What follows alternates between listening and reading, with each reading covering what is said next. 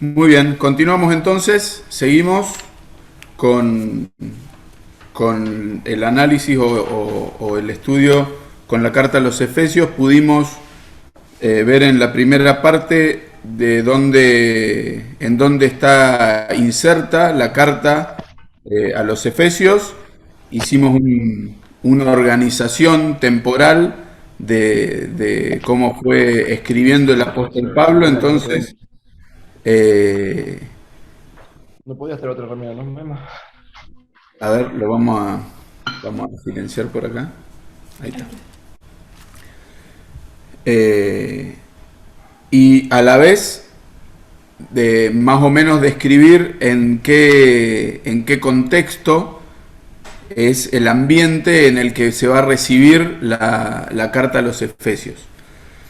Eh, si, a ver quién se anima. Si tuviéramos que describir, así como uno piensa, qué hermanos tenemos nosotros en nuestra iglesia, ¿no? Entonces tenemos de este tipo de hermanos, de este tipo de personas, y hay variedad.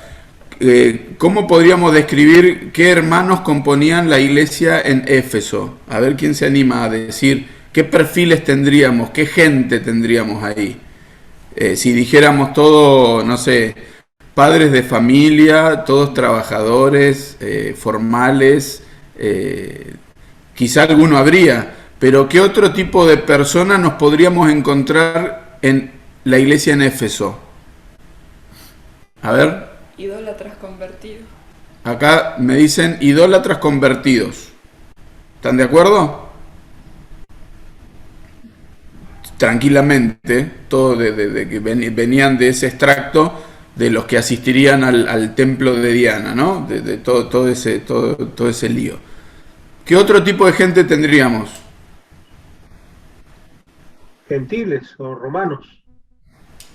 Sí, estos tranquilamente de los idólatras podrían ser gentiles. Igual, si hay gentiles, ¿qué quiere decir? Que también podría haber de qué otro tipo de gente. Judíos. Judíos. Judíos también. Judíos del judaísmo que comprendieron el Evangelio y que crecieron en Cristo. Así que tenemos gentiles de extracto no judío y los judíos que traían todo el bagaje del conocimiento. ¿Qué otro tipo de gente? Ya tenemos judíos, gentiles, idólatras. ¿Qué más? Recién leímos, hay un perfil interesante de algo que pasó, que ¿Esos fue una... serían los prosélitos? Los prosélitos eran gentiles convertidos al judaísmo. O sea, Los que eran... hacían magia, que Ahí curaban tenemos vivos. otro tipo de personas, ex mediums, ex ocultistas, magos, qué sé yo, de todo ese tipo de extractos. Nosotros pensemos en nuestra iglesia de hoy, si tuviéramos una persona que estaba en que estaba en el ocultismo, que hacía espiritismo, por ejemplo, otra persona que era astrólogo, otro que era no sé, católico, otro que era un banda, otro que era delincuente, que era estafador. Pensemos, por ahí no estamos acostumbrados a quizás saber tanto de algunas vidas, pero esto conformaba la iglesia en Éfeso.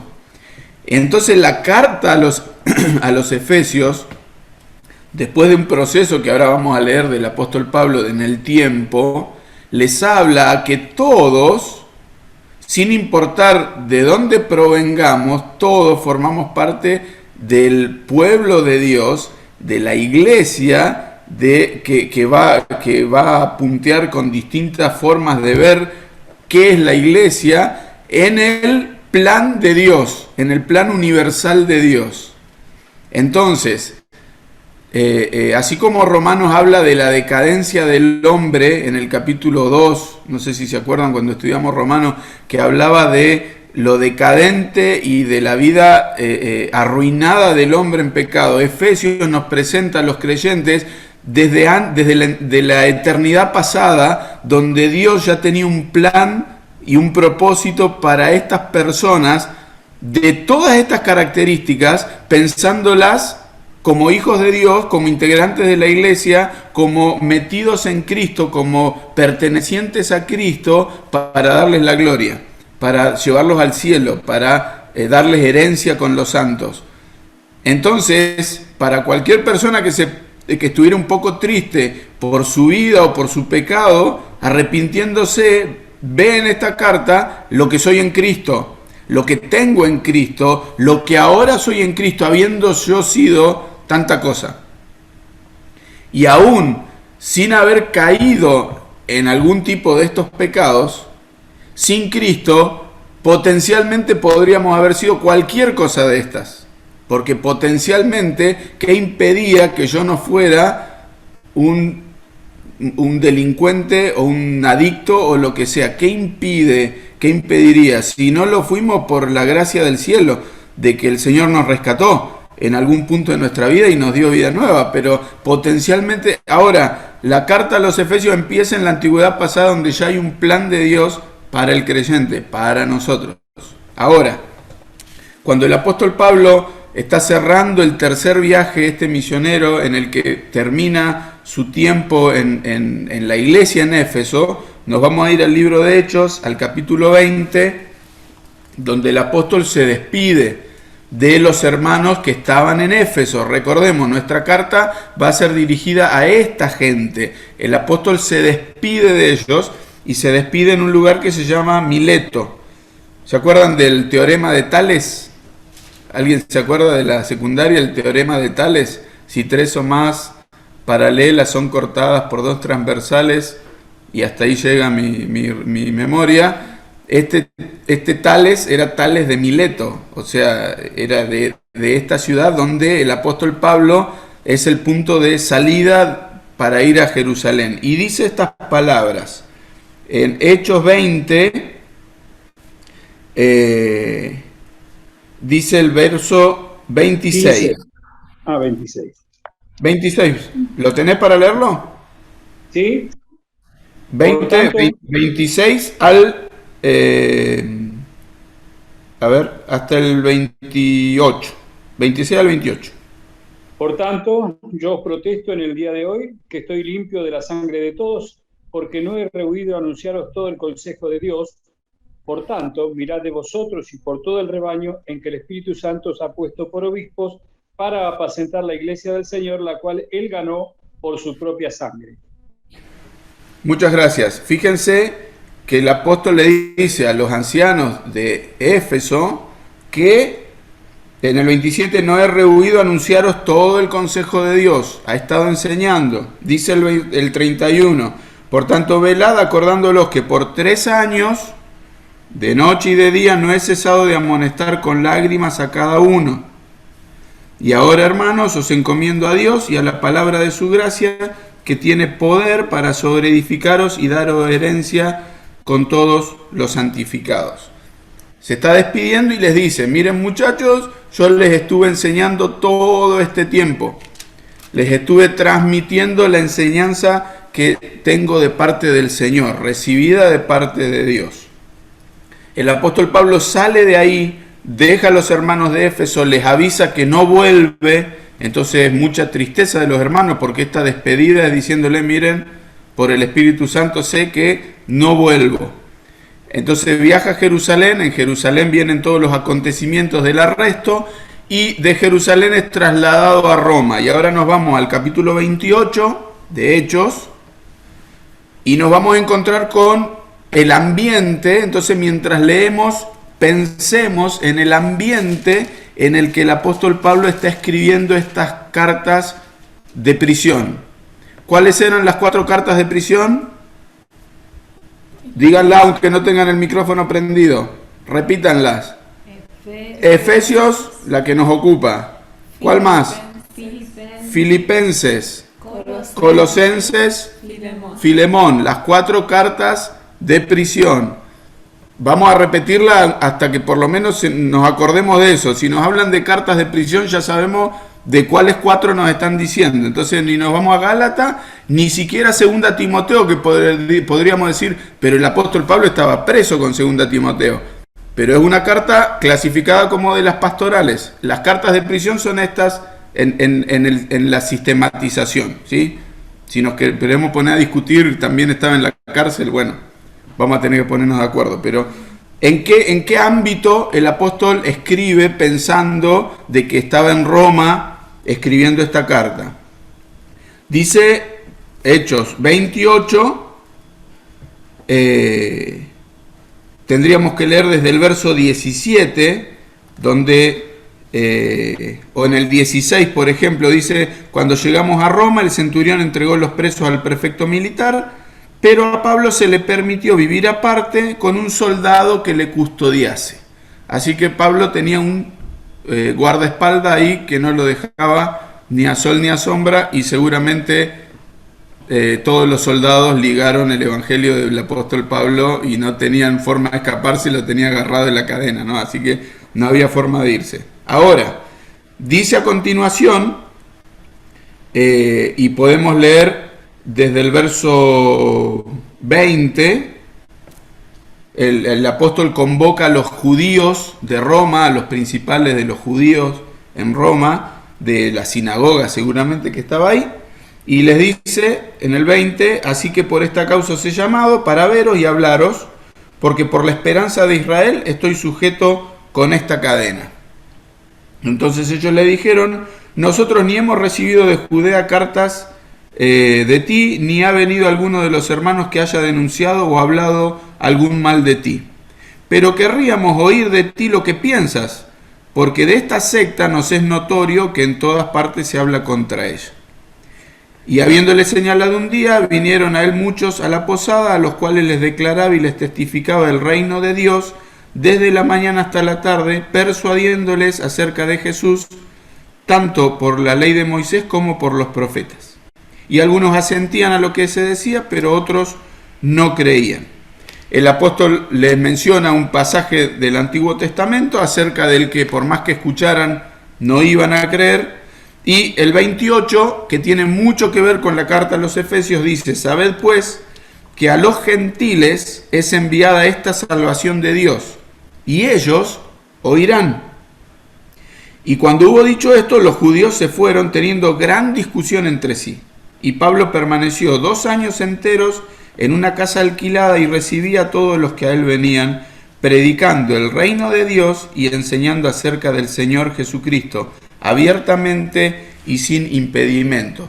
Así termina esta parte del relato de Lucas, del historiador. Luego de esto, seguramente, o se piensa que hubo un tiempito de liberación, que pudo hacer algún recorrido, algún viaje, para luego volver a ser arrestado y ser martirizado por Nerón, por el emperador Nerón de ese momento. Entonces, vamos a pensar de que en esta casa alquilada, donde tuvo 2 años encadenado, pero con algún tipo de libertad, el apóstol Pablo se dedica a como que hacer un recuento de todo lo que ha enseñado, lo que ha vivido, y escribe y les escribe a los hermanos en Éfeso y en toda aquella región acerca de la persona de Jesucristo, acerca de donde dice en el verso 23 acerca de Jesús, mostrándole a sus compatriotas: este Jesús es el que nosotros esperábamos, este es el Mesías. En un tiempo, como decíamos antes, de mucha efervescencia política, ya había otros que se habían levantado como que eran alguna persona importante y todo había quedado en la nada. El Jesús en el que creemos nosotros era el que venía, y en el 31 termina diciendo: enseñando acerca del Señor Jesucristo.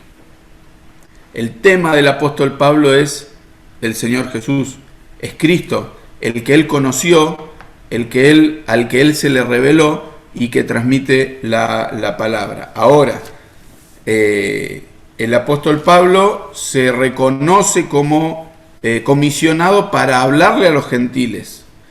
Un judío criado en el judaísmo que tiene que hablarle a los gentiles. ¿Se acuerdan lo que dijo Pedro a Cornelio el centurión cuando dice entrar a una casa de los de los gentiles para nosotros es abominable, es terrible. Y el apóstol Pablo se tiene que sacar todo ese bagaje de preconceptos, de prejuicios y entender lo que va a transmitir en la carta a los Efesios, que los judíos y los gentiles son parte de una misma cosa, de un mismo pueblo, de la iglesia formada por el Señor Jesús. Claro, los gentiles chochos, pero los judíos era un garrotazo en la cabeza porque ellos se creían que eran el pueblo elegido. Y de repente a los que ellos despreciaban, resulta que Dios les estaba dando entrada en los mismos términos que lo que ellos suponían es solo para nosotros la relación con Dios. Y el apóstol Pablo les está mostrando, es para todos, gentiles y judíos, no hay diferencia. En dos oportunidades, en el capítulo 13 y en el 18 de Hechos, cuando hay tanta resistencia, el apóstol dice, bueno, listo, nos vamos a los gentiles. Ustedes no quieren aceptar, nos vamos a los gentiles, y de hecho en Jerusalén se los comisionó para que fueran al pueblo gentil. Vamos entonces ya a ir metiéndonos directamente, luego de esto fue un poquito largo, pero viene bien como para que tengamos el panorama de qué tipo de hermanos son, dónde estamos ubicados geográficamente, cuál es la historia que viene trayendo la iglesia. Han tenido enseñanza, el apóstol Pablo les dice, yo me voy, miren, tengan cuidado porque de ustedes mismos van a haber personas que le van a hacer mal a la iglesia, tienen que estar atentos y tienen que tener claro cuál es la enseñanza. Y quizá con este interés y con esta carga en el corazón el apóstol Pablo les manda esta carta haciendo un tratado profundísimo de lo que es la iglesia y de lo que es el pueblo de Dios. Voy entonces de vuelta a las diapositivas y vamos a ver, denme un momentito. Acá estoy. Habíamos quedado aquí y vamos a buscar entonces en Efesios capítulo 1. Yo acá voy a mostrarles tres bosquejos y en esto también vamos uniendo con... ¿Se acuerdan cuál era la materia que hacíamos bosquejos y que íbamos ordenando las partes de un mensaje o las partes de lo que queríamos transmitir? O ya se olvidaron, ya lo borraron de la memoria eso. Homilética, ¿sí? Ahí está, muy bien. Entonces vamos a... Yo extraje, este es el que tenemos acá, es el que nos presenta el manual, el material del instituto, elaborado por John Stott. Entonces... El bosquejo va todas con palabras con letra P, como para tener un eje vertebrador. Entonces está dividido en el portavoz, el poder, el pueblo nuevo, el propósito para el pueblo, las posibilidades del pueblo, el peligro del pueblo y el punto final. Hay otra propuesta de bosquejo, esta es del hermano Trenchard, donde tenemos por un lado la salutación, el saludo inicial, le nombra la parte doctrinal del 1.3 al 4.16 y aquí tenemos la subdivisión de toda esa parte, doctrinal la llama él, después la parte práctica, que iría del 4.17 al 6.20 y los saludos finales. Hay otra propuesta de Rairi que también usa la letra P como para orientar. Habla de primero el saludo, ¿no? La primera partecita, la posición de los creyentes, la práctica de los creyentes, la protección de los creyentes y las palabras finales. Y hay uno más que lo tenemos un poquito más marcado por la división de capítulos. Esto yo igual después cuando les pase esto ustedes lo van a tener como para consulta. Recordemos que el bosquejo es algo muy flexible y tiene que ver con el análisis nuestro que podamos hacer de la carta. Aquí tenemos desde del 1 al 3 la parte doctrinal, del 4 al 6 la parte aplicativa, en el capítulo 1 un cuerpo, en el capítulo 2 un templo, en el capítulo 3 un misterio, y luego en la parte aplicativa el hombre nuevo, la esposa y el soldado con los capítulos. Esa sería de un hermano de apellido Gómez que hace esta propuesta. De esto yo quisiera solamente quizá quedarme con este bosquejo como para tenerlo como idea, como para aclarar esto. Pensemos la carta a los Efesios dividida en dos, del 1 al 3, del 4 al 6, dos bloques grandes, un bloque doctrinal que habla de la posición, y quizá estos tres capítulos sean de los más profundos a la hora de hablarnos de el propósito de Dios, lo que somos en Cristo, y tan condensado, tanta profundidad y tanto caudal de enseñanza. Hay una palabra que es querigma, que tiene que ver con la predicación en un formato de discurso. Entonces hay un escritor que dice, el del 1 al 3 es el querigma, es como la exposición, como la predicación, el panorama amplio, y del 4 al 6 la didaqué, que sería la enseñanza. Bueno, de todo esto, ¿cómo lo trasladamos a mi día a día? ¿Cómo lo traslado a mi realidad cotidiana? ¿Qué hago con todo esto que Dios me muestra, todo lo que soy? Por ejemplo, dice aquí en el bosquejo que estamos viendo, escogidos y sellados, mi posición como creyente, eso ya lo soy.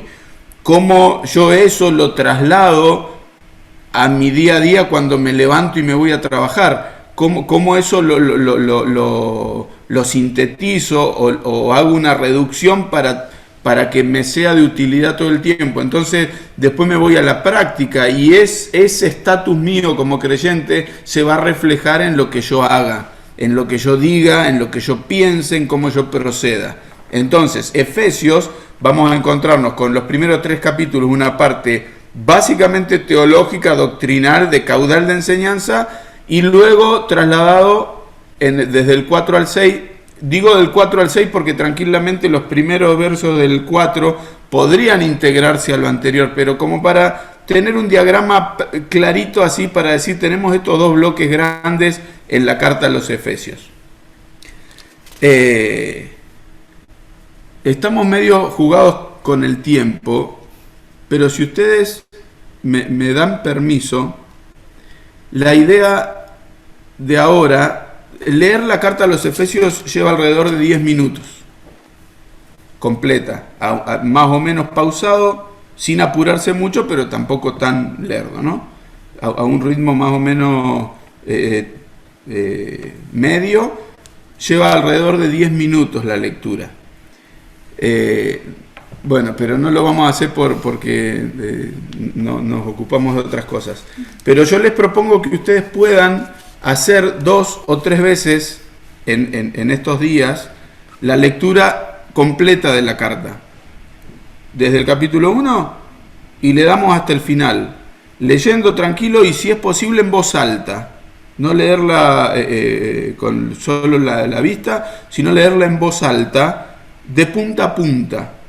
Entonces vamos a encontrar líneas, puntos de contacto, y ya les voy tirando como para que ustedes luego lo puedan identificar. O mejor no, traten de identificarlo ustedes solos. ¿Cuáles serían esos puntos de encuentro o palabras que se repitan, lugares en común donde nos vamos a encontrar con que esto lo dijo en el capítulo 1, pero lo repitió en el 3, y en el 6 lo vuelve a decir, de otra manera, en otro, como en otro enfoque, pero vuelve a decir cosas que tienen que ver y como que van hilando algunos pensamientos. Así que este va a ser la tarea, que la estamos definiendo ahora. Como no la pudimos hacer ahora, la vamos a dejar para la casa. La lectura completa y ver qué puntos, qué puedo identificar que esto se dijo acá y se vuelve a decir, qué cosas son repetitivas, qué cosas las vuelve a decir una y otra vez. ¿Y por qué esto? Porque cuando en la Biblia encontramos cosas que se repiten, es porque Dios quiere que nos queden fijadas, no son al pasar, y esas repeticiones no son caprichosas, las dice una y otra vez. En el análisis que hicimos con nuestro hermano cuando vino la otra vez y que hizo este estudio, algo de eso vimos, algo de eso, los que estuvieron, los que se acuerdan. Y el que no estuvo, no se haga problema, vamos a tratar de verlo. Entonces, anótense esto y tratemos de hacerlo pensándolo. Y donde me encuentro con algo que me parece ya haberlo dicho, ya haberlo leído, me lo marco y trato de ver si se está refiriendo a lo mismo o por qué lo dice así. Entonces, vamos a utilizar estos minutitos que nos quedan para dedicarnos a la primera parte, donde es como el punto de partida de la carta. Esto que tenemos como salutación, o la presentación, o el saludo inicial, que era una cuestión formal de la antigüedad, de la práctica de los que escribían una carta. Entonces decían quién la escribe, a quién se la escribe, y los saludaba, ¿no? Era como ponemos nosotros hoy a fulanito de tal, de nuestra consideración. Entonces se hace lo que se quiere comunicar, lo que se quiere transmitir. Había una parte formal, una parte de práctica que se hacía rutinaria, pero que a la vez nos deja algunas notas para tener en cuenta. Leo entonces los primeros 2 versos de la carta a los Efesios. Dice: Pablo, apóstol de Jesucristo por la voluntad de Dios, a los santos y fieles en Cristo Jesús que están en Éfeso, gracia y paz a vosotros, de Dios nuestro Padre y del Señor Jesucristo. Esto que es el saludo y la presentación nos muestran primero a este hombre, Pablo. Ya algo dijimos y no vamos a entrar en la discusión, fue él, no fue él, porque hay bastante información y el acuerdo es que fue el mismo apóstol Pablo, porque si no hubiera sido un impostor o alguien que copiaba el nombre y hubiera sido evidente para el tamaño de lo que era el apóstol Pablo, la persona del apóstol Pablo.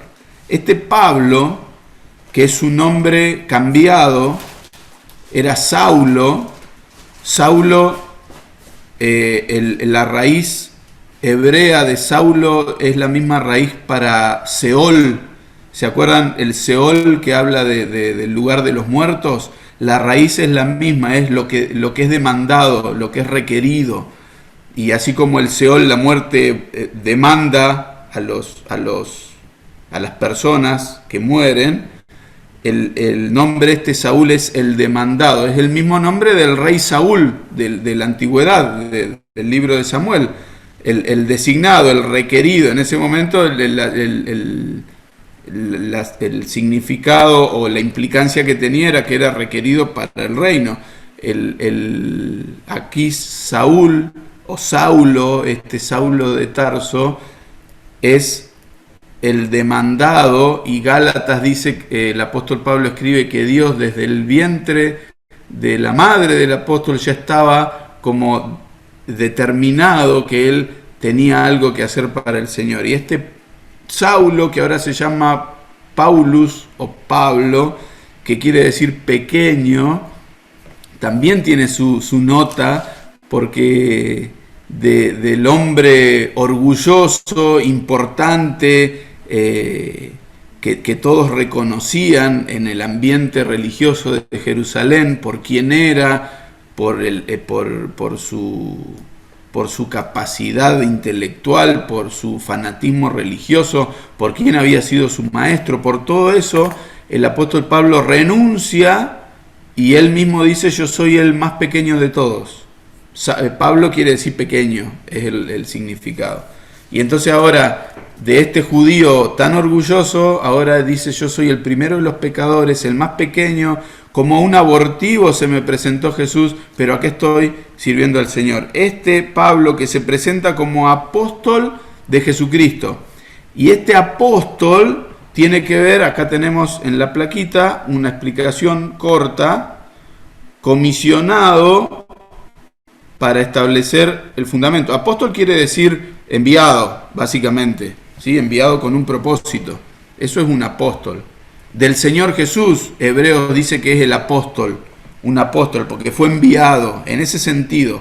Ahora, cuando se lo nombra acá con este cargo, es una designación restrictiva a algunas personas que fueron los 12, si sumamos a Matías cuando se lo designa allí en Hechos al principio, en Hechos capítulo 1, más Pablo, que se agrega, que es posterior en su designación. ¿Cuál es la idea de este apóstol? Tenía características, por ejemplo, si leemos en Efesios ahí en el capítulo 2:20, ¿alguien que lo quiera leer? Edificado sobre el fundamento de los apóstoles y profetas, siendo la principal piedra del ángulo Jesucristo mismo. Muy bien. Edificados sobre el fundamento de los apóstoles. Los apóstoles, ¿qué fundamento echaban? ¿Qué palabra traía el apóstol? Los apóstoles de la iglesia primera, traían de haber escuchado al Señor Jesús, de haber escuchado la enseñanza del Señor Jesús, traían la palabra de Jesús escuchada y la transmitían. Y el Señor Jesús los comisionó para establecer este fundamento que aquí tenemos, y que el apóstol Pablo se encarga de defender su apostolado. Ahí tenemos algunos textos en 1 Corintios, en el 4, en el 9, hay un pasaje también en segunda carta de Corintios, y en Gálatas también él defiende su designación, su apostolado, esta misión que él tenía y que recibió la palabra del Señor de parte del Señor mismo. Recordemos que él no escucha la enseñanza de parte de otra persona, sino de el mismo Señor Jesús. Para ser apóstol había condiciones que se requerían, que era ser comisionado por el mismo Señor Jesús. Entonces en Marcos nos encontramos con que el Señor Jesús señaló, de sus discípulos señaló a 12, recordemos como dice Marcos, para que estuviesen con él y para enviarlos a predicar. El Señor Jesús se ocupó en esos 3 años de ministerio de entrenar a estos que iban a establecer el fundamento de la iglesia, que eran los apóstoles. En nuestros días no hay apóstoles, tenemos que marcar esto. No hay más apóstoles con esta designación. En el sentido amplio todos seríamos apóstoles porque todos estamos enviados. Pero en el sentido estricto del cargo ya no hay más apóstoles, porque los apóstoles fueron los que el Señor designó, tenían que haber conocido al Señor Jesús. Eso lo leemos en Hechos capítulo 1, cuando el apóstol Pedro habla y dice: bueno, ¿a quién vamos a buscar? ¿A quién tendría que ocupar este lugar que Judas nos ha dejado vacante? Quizá movilizado por la necesidad, o vaya a saber por qué. Tampoco vamos a entrar a la discusión si estaba bien o mal, pero dice en Hechos 1:22, comenzando desde el bautismo de Juan hasta el día de que entre vosotros fue recibido arriba, uno que se ha hecho testigo con nosotros de su resurrección. Testigo de su resurrección era un condicionante haber visto al Señor Jesús resucitado. Podían ser apóstoles los que hubieran tenido esa oportunidad esta condición, y el apóstol Pablo cumple con esto, porque evidentemente el Señor Jesús se le presenta resucitado. Los apóstoles tenían la indicación o tenían la capacidad de llevar la palabra inspirada y comunicarla. Recordamos también en Hechos capítulo 5 o 6, cuando es necesario designar diáconos y los apóstoles dicen: no es justo que nosotros nos dediquemos a esto, nosotros vamos a dedicarnos a la palabra.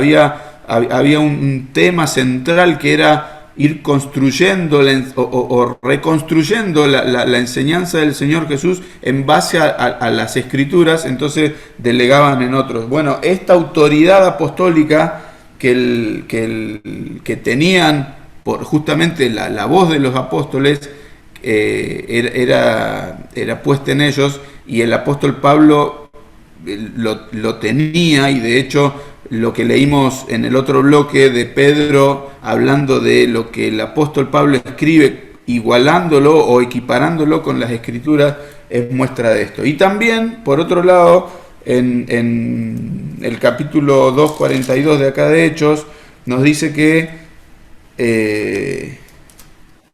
a ver, acompañándolo, las señales, a ver, el 2:42 nos habla de la doctrina de los apóstoles, que no era, sino que era lo que transmitían del Señor. Pero Hebreos capítulo 2 nos habla de que las señales que siguieron a los apóstoles fueron la confirmación en algún sentido de esta designación puesta en ellos. Dice 2:4, testificando Dios juntamente con ellos, con señales y prodigios y diversos milagros y repartimiento del Espíritu Santo según su voluntad. Esto era lo que dejaba sentado de algún modo que lo que estaban diciendo era de parte de Dios, manifestando estos milagros. Y leímos recién del apóstol Pablo también de los milagros que aún en Éfeso hizo, dejando claro su lugar de apóstol. Ahora, dice apóstol de Jesucristo por la voluntad de Dios. Hay alguien que lo designa y que establece esta condición por voluntad de Dios.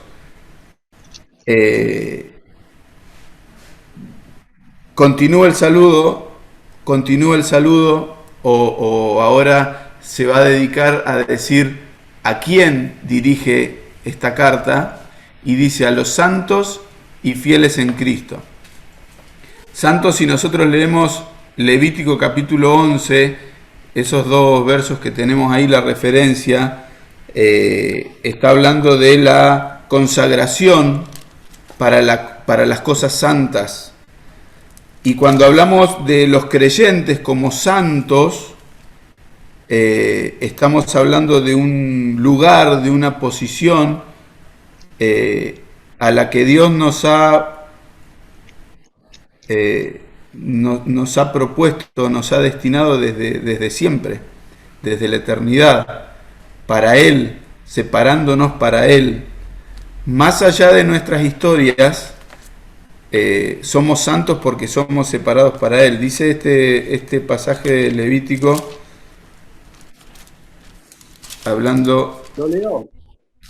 Por favor. Porque yo soy Jehová vuestro Dios, vosotros por tanto santificaréis y seréis santos, porque yo soy santo. Así que no contaminéis vuestras personas con ningún animal que se arrastre sobre la tierra. Y el 45 dice: 45. Porque yo soy Jehová, que os hago subir de la tierra de Egipto para ser vuestro Dios, seréis pues santos, porque yo soy santo. Hay una definición de qué es lo santo, distinto de lo profano, distinto de lo que no está consagrado a Dios. Por eso aún los objetos o las cosas que se separaban para el Señor tenían esta característica tan distintiva, y que Dios señala con tanto cuidado y diciéndole: si yo soy así, ustedes también. Entonces el apóstol dice: a los santos, a los consagrados, a los separados para el Señor, porque estamos hablando de la cosa santa, de la cosa que está dispuesta solo para, en este caso, para el servicio para el Señor, o para las cosas del Señor. Y luego dice santos y fieles, y ese fieles tiene que ver con la fe, no con la fidelidad de mantenerse, sino con la fe. Podría decirse acá a los santos y creyentes, también podría ser aceptable decirlo así, los que han creído, y ya nos aparece acá en el verso 2 esto que va a ser una constante, en Cristo. Santos y fieles en Cristo. Y como una pista para que ustedes ya en la lectura vayan marcando en Cristo, en el amado, en quien notemos si es este concepto o esta partícula se va repitiendo a lo largo de la carta, porque pensemos, el apóstol Pablo, el fariseo, el fanático, se encuentra con Cristo. Su encuentro con Cristo cambia todo, cambia su vida, y ahora conocer a Cristo, según Filipenses, es el motor de su vida. Saber de Cristo, el poder de su resurrección, eso es lo que alienta todo su interés. Todo lo otro, el apóstol dice, para mí, basura, no me sirve más. Ahora, todo en Cristo, a los separados y a los creyentes en Cristo, que están en Éfeso, espiritualmente en Cristo, geográficamente en Éfeso. Nosotros quizás no... Sí. 16 veces cuento en los 3 primeros capítulos en Cristo. Bueno, sumale en quién o en las referencias y va a haber más. Hay más. Sí, Hay más a lo largo de la carta. Pero queda como tarea para el hogar, porque hay varias más. No les voy a decir cuántas para que ustedes hagan la cuenta, pero hay unas cuantitas más para ver. Porque la referencia notoria es esto que ya nos está abriendo el apóstol acá. En Cristo, no perdamos de vista, ustedes son santos en Cristo, fieles en Cristo. Nuestra posición espiritual es por el Señor Jesús. Y eso el apóstol lo deja clarito de punta a punta. No perdamos la referencia. Por eso era tanta la discusión y tanto la controversia con los judíos. Porque si el apóstol hubiera disfrazado o diluido un poquito el mensaje, al Señor Jesús lo podría haber dejado como actor de reparto pensando en otras cosas. Sin embargo, ¿qué transmitía el apóstol Pablo? Jesús, este Jesús es el Mesías.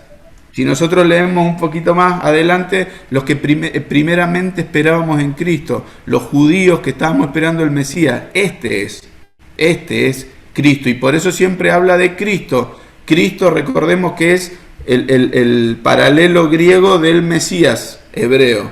Es lo mismo, el ungido, el designado. Este es.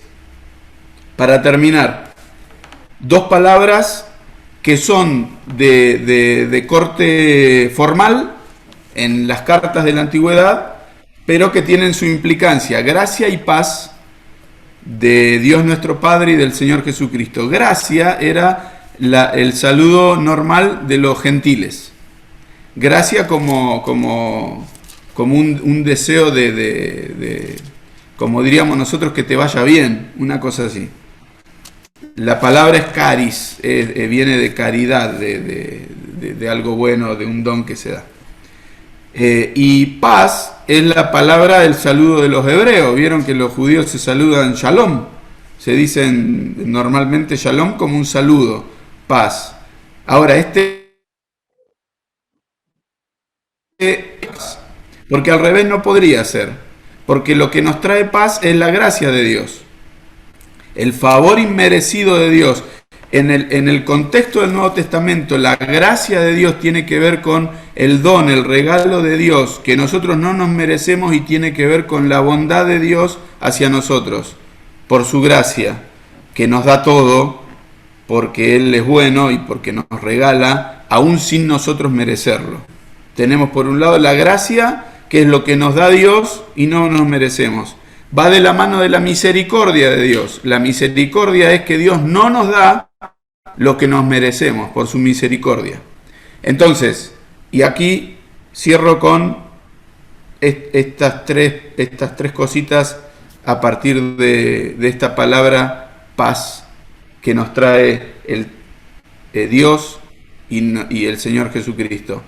La paz con Dios, el apóstol Pablo le enseña, justificados pues por la fe tenemos paz para con Dios, paz con Dios.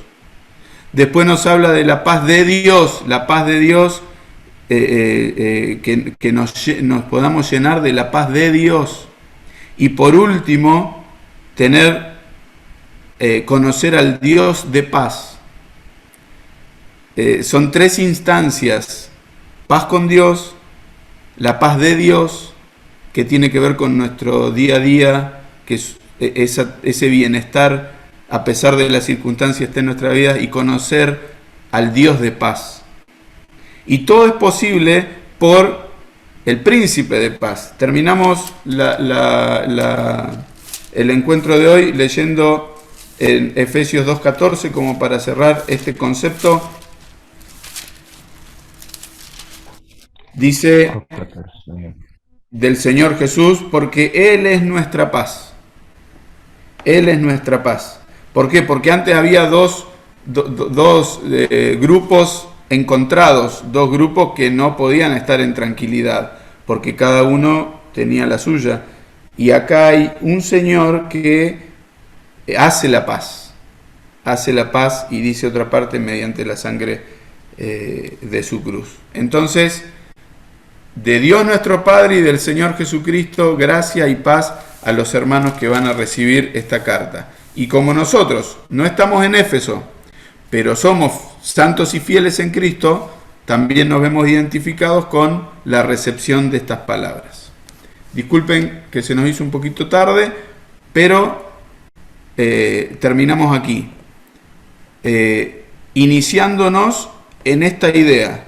El apóstol Pablo ha recorrido estos lugares, ha predicado el Evangelio, la iglesia se ha consolidado, tiene sus autoridades, tiene sus predicadores, tiene su visión, tiene su propósito, tiene sus peligros, sus amenazas, y el apóstol Pablo escribe desde la prisión en Roma, a la vuelta del tiempo, después de haber estado y conociendo el contexto en el que estaban estos hermanos en aquella ciudad y en aquella zona, les escribe acerca de todo lo que tenemos en Cristo como su pueblo, en el propósito universal de Dios para nosotros. En este plan de Dios, cada uno de nosotros estamos inscriptos, estamos integrados.